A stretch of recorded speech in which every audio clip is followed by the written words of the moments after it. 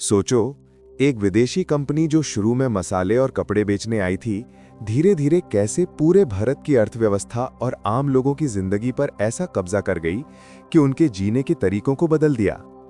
East India company ने सीधे सीधे बस मुनाफा कमाया। उसने उस मुनाफे के लिए पूरी सामाजिक व्यवस्था, खेती, कारीगरी और राजनीति को खरीद लिया और भारतीयों की कमाई, उनकी जमीन और उनका भविष्य चूर चूर कर दिया। सबसे पहले उन्होंने व्यापार में एकाधिकार कायम किया। जो सामान पहले स्थानीय कारीगर और छोटे व्यापारी बनाते थे, उनको बाहर कर दिया गया। कच्चा माल सस्ता खरीद लिया गया और तैयार माल भारी कीमत पर एक्सपोर्ट कर दिया गया। ये एक साधारण सी चाल नहीं थी। ये फौजदारी शक्ति और राजनीतिक समझौते के साथ मिलकर की गई योजनाबद्ध लूट थी। कंपनी ने शुरुआत में पैसों के बदले दोस्त बनाए, नवाबों से समझौते किए, कुछ जगहों पर दीवानी और फौज की छूट के नाम पर अधिकार हासिल कर लिए। पर असली चाल तब चली जब उन्होंने सत्ता का विकल्प अपनाया। स्थानीय शासकों को कर्ज और इनाम दिए, उनकी नीतियों में दखल दिया और अंदरूनी दरारों का फायदा उठाकर अपने आदमी बिठा दिए। 1757 के बाद की घटनाओं ने दिखा दिया कि कंपनी व्यापार से ऊपर उठकर राजनीतिक मालिक बन चुकी थी। प्लासी जैसी लड़ाइयों और धोखाधड़ी के जरिए उसने सीधे तौर पर शासनिक अधिकार हासिल किए, और शासन का मतलब था अब टैक्स वसूली, कानून बनवाना और जमीन के मालिकों को नियंत्रित करना। टैक्स तथा राजस्व प्रणाली को इस तरह से बदल दिया गया कि आम किसानों पर बोझ बढ़ गया। जिनके पास पहले अपनी आजीविका का साधन था, उन्हें अब कंपनी की रेजिड्यू यानी कि रेवेन्यू मशीन के लिए दौड़ना पड़ता था। सबसे बर्बर रूप कंपनी का दिखा जब उसने भारतीय अर्थव्यवस्था को व्यवस्थित तौर पर नष्ट किया। भारत की पारंपरिक हस्तशिल्प उद्योग, जुलाहा, बुनकर, लोहार, कढ़ाई करने वाले, जिन्हें स्थानीय और अंतर्राष्ट्रीय बाजारों में अच्छा मुकाम मिला हुआ था, को कंपनी के सस्ते माल और सख्त नीतियों ने तबाह कर दिया। कंपनी कच्चा माल सस्ता खरीदती, तैयार माल पर अपनी शर्तें थोपती और भारतीय कारीगरों की कला का मूल्य कम करती चली गई। जब घरेलू उद्योग नहीं चला तो लोग गांव छोड़कर शहरों की ओर मजदूरी के लिए आने लगे, लेकिन वहां भी उन्हें कंपनी के गुनहगार व्यापारिक नियमों के कारण काम धंधे नहीं मिले। बेरोजगारी और गरीबी बढ़ी। वही नहीं, कंपनी ने जमींदारी व्यवस्था में हस्तक्षेप करके स्थानीय किसानों को और अधिक असुरक्षित बना दिया। स्थायी बंधन के रूप में भारी कर और भूस्वामियों के दबाव ने छोटे किसानों की जमीनें छीन ली। खास तौर पर कंपनी ने फसल और कृषि नीतियों को अपनी जेब भरने के लिए मोड़ दिया। उसने किसानों से जब जब जरूरत अनुसार खरीदी नहीं की, या जब उसने नकली बाजार बनाए, फार्मरों को मजबूर कर दिया कि वे नकदी फसलें उगाएं, जैसे नील और चाय, जहां कंपनी को दंगकृत लाभ मिलता था। इसका परिणाम यह हुआ कि अन्य धान्य की उगाही पर असर पड़ा, और जब सूखा या खराब फसल आई तो हजारों लाखों लोग भूख और कंगाली से मर गए, और कंपनी के अफसर इन मौतों को बिजनेस का नुकसान मानने वाले शीतल दिमाग से देखते रहे।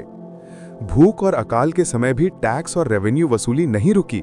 इससे यह साफ हुआ कि कंपनी के लिए मनुष्य की जान की कीमत उसकी बैलेंस शीट में कितनी है। कंपनी ने अपने फायदे के लिए जमीन, पानी और संसाधनों की लूट भी बेहद व्यवस्थित तरीके से की।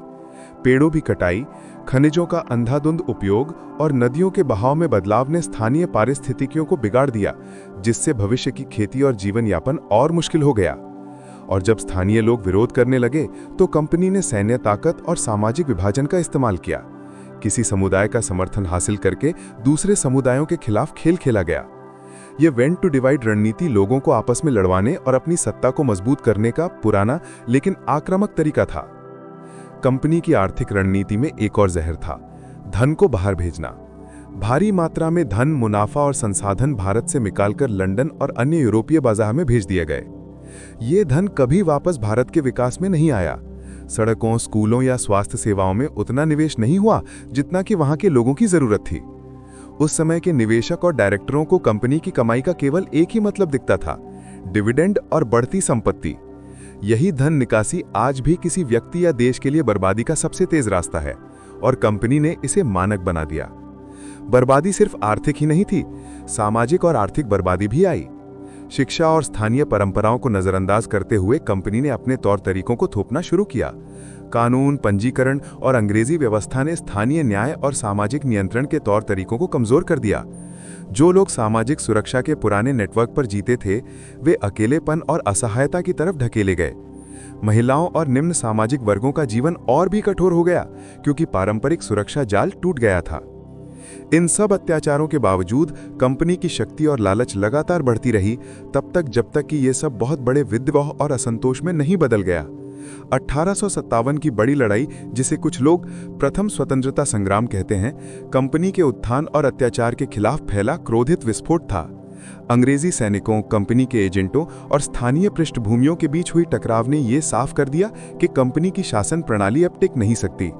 ब्रिटिश सरकार ने सोचा कि ये स्थिति कंट्रोल से बाहर जा रही है और कंपनी को पूर्ण रूप से नियंत्रित करने के बजाय उसे खत्म करने का निर्णय लिया गया। अंततः वही हुआ जो होना था, कंपनी का राज खत्म हुआ। 1858 में ब्रिटिश संसद ने ईस्ट इंडिया कंपनी का चार्टर रद्द कर दिया और भारतीय शासन का नियंत्रण सीधे ब्रिटिश ताज के हाथ में दे दिया गया। कंपनी के सारे अधिकार, प्रॉपर्टी और प्रशासनिक शक्तियां ब्रिटिश सरकार ने अपने हाथ में ले ली। कंपनी कानूनी तौर पर समाप्त कर दी गई।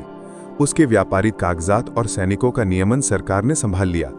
पर ध्यान रखा जाए, कंपनी का भौतिक अस्तित्व समाप्त हुआ, पर उसका तरीका और सोच जिंदा रही।